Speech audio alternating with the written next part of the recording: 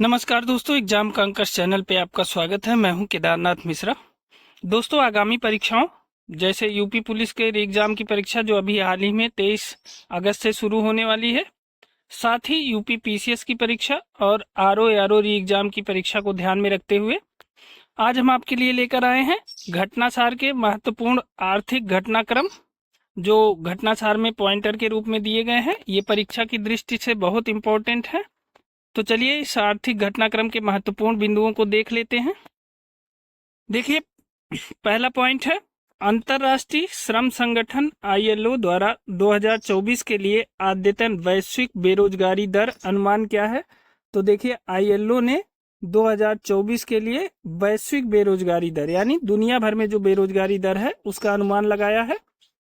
तो कितना अनुमान लगाया है? 4.9%। ठीक है, तो आईएलओ ने वैश्विक बेरोजगारी दर का अनुमान कितना लगाया है? 4.9%।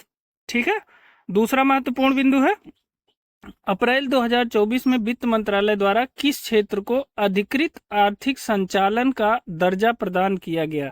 ठीक है, तो किसके द्वारा किया गया है? सबसे पहले ये जान लेते हैं, वित्त मंत्रालय द्वारा किस क्षेत्र को अधिकृत आर्थिक संचालन का दर्जा प्रदान किया गया है।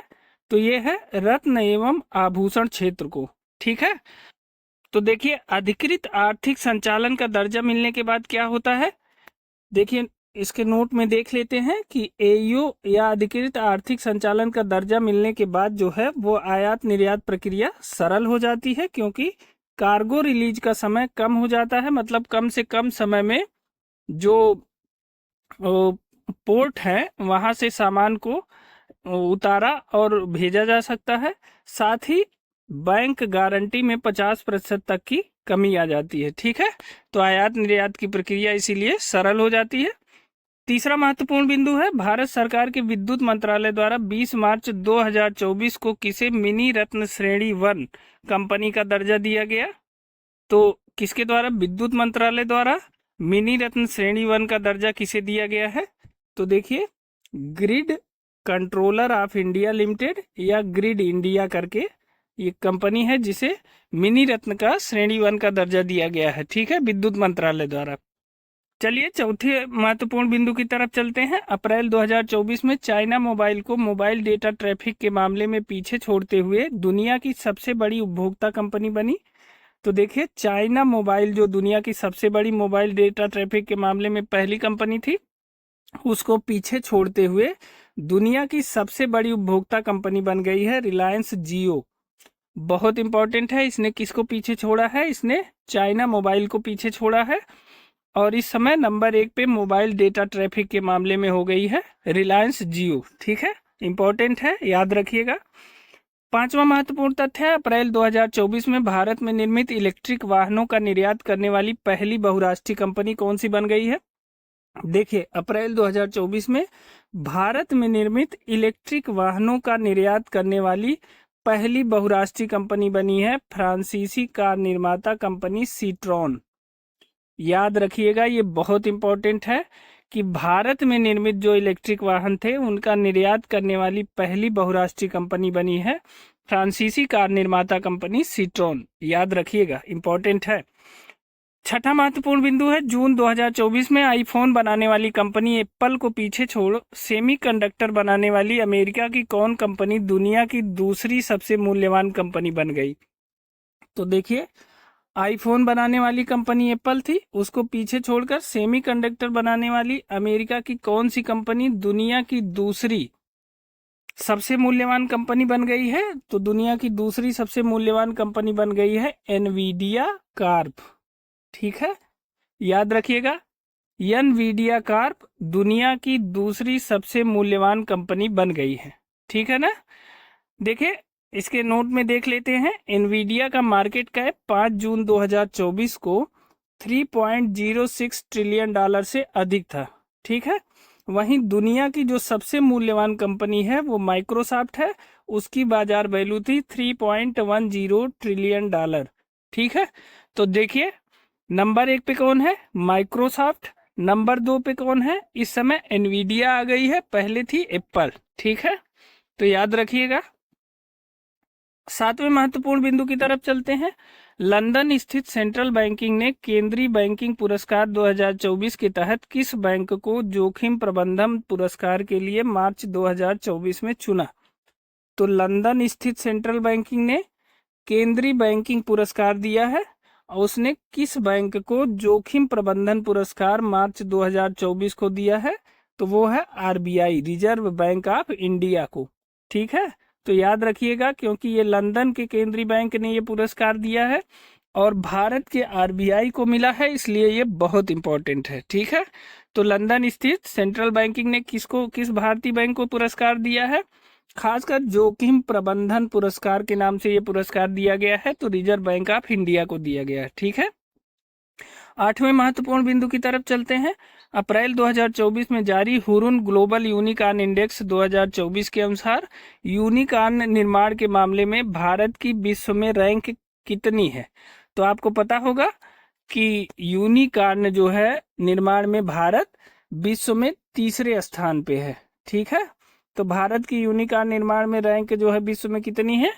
तीसरी रैंक है। ठीक है, चलिए अगले महत्वपूर्ण बिंदु की तरफ चलते हैं। 9वां पॉइंट है, मई 2024 में रिलायंस ने किस देश में किफायती 5G टेलीग्राम उद्यम लॉन्च किया है? ठीक है, तो मई 2024 में रिलायंस कंपनी ने किस देश में किफायती यानी सस्ता 5G टेलीकॉम उद्यम लॉन्च किया है? तो वो हो जाएगा घाना।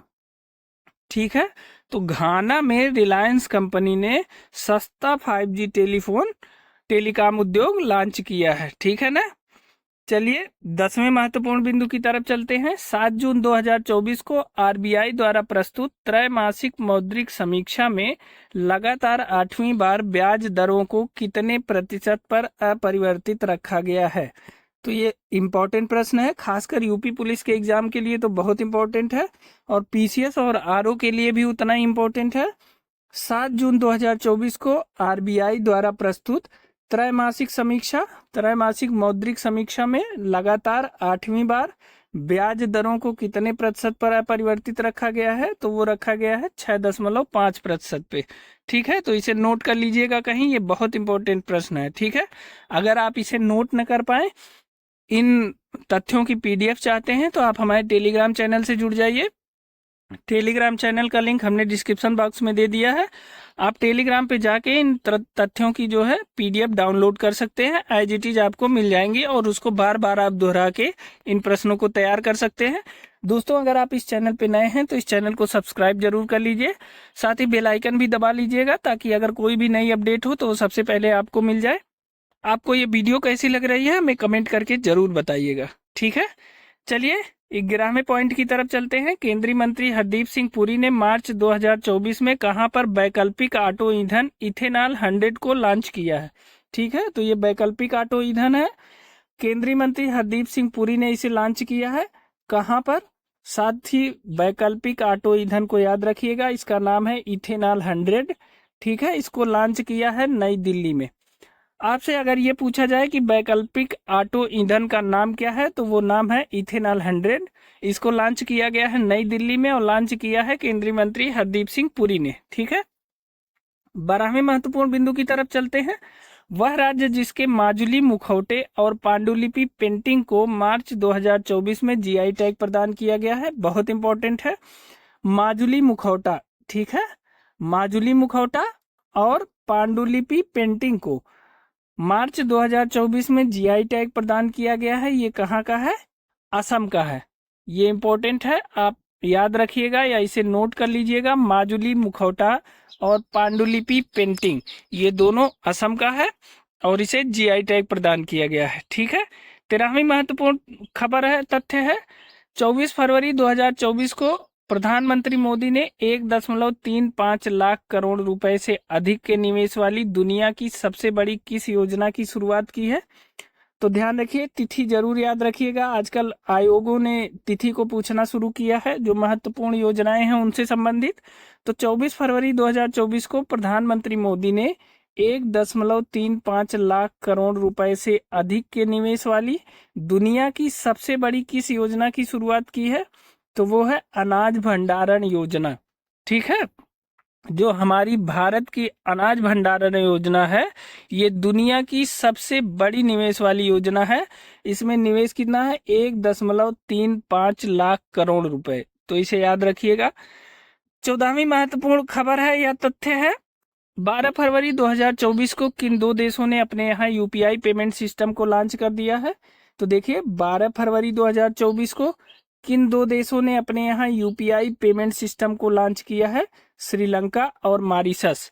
याद रखिएगा, ये दो देश हैं जिन्होंने भारत के यूपीआई पेमेंट सिस्टम को अपनाया है। इसलिए बहुत इंपॉर्टेंट है कि भारत दुनिया को फिर से कुछ स्पेशल देने की स्थिति में है। सबकी टेक्नोलॉजी इतनी आगे है, लेकिन फिर भी भारत ने अपने न्यूनतम संसाधन में यूपीआई की शुरुआत की है और यह दुनिया में सराही जा रही है। तो ठीक है, श्रीलंका और मॉरिशस ने 12 फरवरी को अपने यहाँ यूपीआई पेमेंट सिस्टम को लॉन्च कर दिया है। ठीक, इन्हें याद रखिएगा। 15वां महत्वपूर्ण तथ्य है, प्रधानमंत्री नरेंद्र मोदी ने पीएम सूर्य घर मुफ्त बिजली योजना को कब लॉन्च किया? आपको बताना है। ठीक है, प्रधानमंत्री नरेंद्र मोदी ने पीएम सूर्य घर, क्या है? पीएम सूर्य घर मुफ्त बिजली योजना को कब लॉन्च किया है? तो 13 फरवरी 2024 को। ये बहुत इंपॉर्टेंट है, ठीक है ना। देखिए, इस योजना के तहत जो है हर घर को सोलर एनर्जी से जोड़ने का प्रयास किया जाएगा। तो ये बहुत इंपॉर्टेंट योजना है। पीएम सूर्य घर मुफ्त बिजली योजना को लॉन्च किया गया है 13 फरवरी 2024 को। ये बहुत इंपॉर्टेंट है और ये किसी भी परीक्षा में जो आगे होने वाली है, खासकर यूपी पुलिस की परीक्षा और आरओ और यूपी पीसीएस की परीक्षा में इसके पूछे जाने की संभावना 100% है। ठीक है, चलिए 16वें महत्वपूर्ण तथ्य की तरफ चलते हैं। फरवरी 2024 में नीति आयोग ने बंजर भूमि को खेती और वानिकीकरण के माध्यम से परिवर्तित करने के लक्ष्य वाली किस पहल को शुरू करने की घोषणा की? ठीक है, तो फरवरी 2024 में नीति आयोग ने बंजर भूमि को, ध्यान रखिएगा, बंजर भूमि को खेती और वानिकीकरण के माध्यम से परिवर्तित करने के लक्ष्य वाली, ठीक है, तो बंजर भूमि को खेती के द्वारा या वहां पे वन लगाकर उसको उसके स्वरूप का परिवर्तन किया जाएगा। और उसके लिए नीति आयोग ने एक पहल शुरू की है जिसका नाम है ग्रो। याद रखिएगा, ग्रो पहल। ठीक है, ग्रो का मतलब है greening and restoration of wasteland with agro forestry. ठीक है, तो ये बहुत इंपॉर्टेंट है कि बंजर भूमि के विकास के लिए या उसको खेती योग्य बनाने के लिए किसने योजना लॉन्च की है? तो नीति आयोग ने लॉन्च की है। कौन सी योजना लॉन्च की गई है? तो ग्रो योजना लॉन्च की गई है। ग्रो पहल को greening and restoration of wasteland with agro forestry के नाम से जाना जाता है।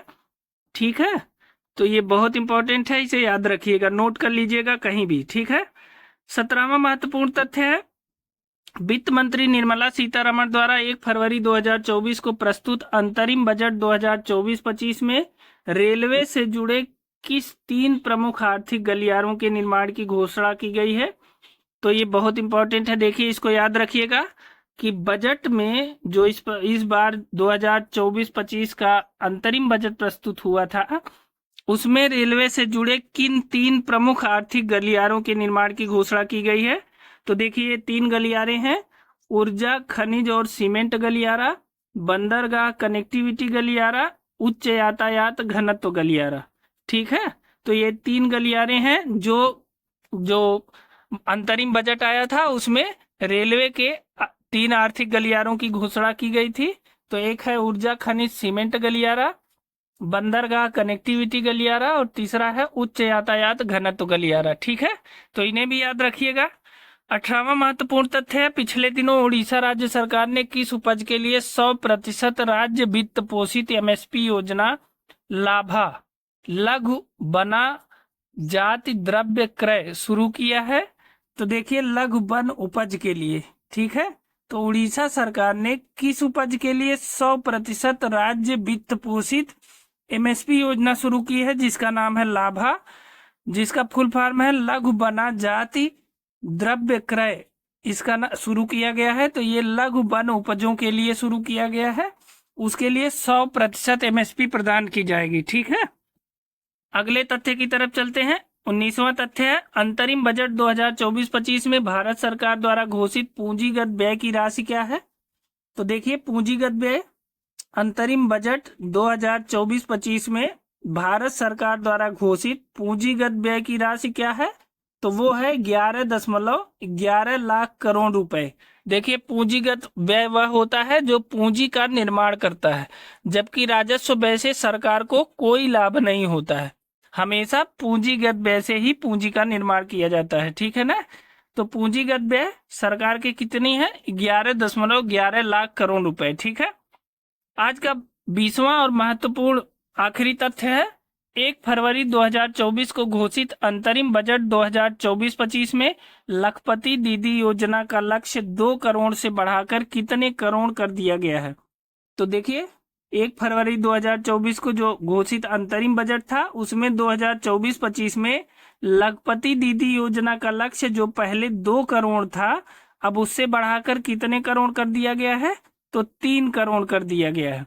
तो लखपति दीदी योजना का जो लक्ष्य है वो कितना हो गया है, वो 3 करोड़ बहनों को लखपति बनाने का लक्ष्य रखा गया है, ठीक है। तो दोस्तों ये थे आज के 20 महत्वपूर्ण प्रश्न। आप इन तथ्यों को नोट कर लीजिएगा। अगर आप इसे नोट न कर पाए, इन तथ्यों की पीडीएफ चाहते हैं तो आप हमारे टेलीग्राम चैनल से जुड़ जाइए। वहां इनके तथ्य एज इट इज ऐसे ही उपलब्ध हैं, वहां से आप इसे डाउनलोड कर सकते हैं। टेलीग्राम चैनल का लिंक हमसे डिस्क्रिप्शन बॉक्स में दे दिया है। दोस्तों ये वीडियो आपको कैसी लगी हमें कमेंट करके जरूर बताइएगा। साथ ही अगर आप इस चैनल पे नए हैं तो इस चैनल को सब्सक्राइब कर लीजिए, साथ ही बेल आइकन भी दबा लीजिए ताकि अगर कोई भी नई अपडेट हो तो सबसे पहले आपको मिले, ठीक है। तो इन तथ्यों को तैयार करके ही परीक्षा में जाइए। आज के लिए इतना ही, बहुत बहुत धन्यवाद।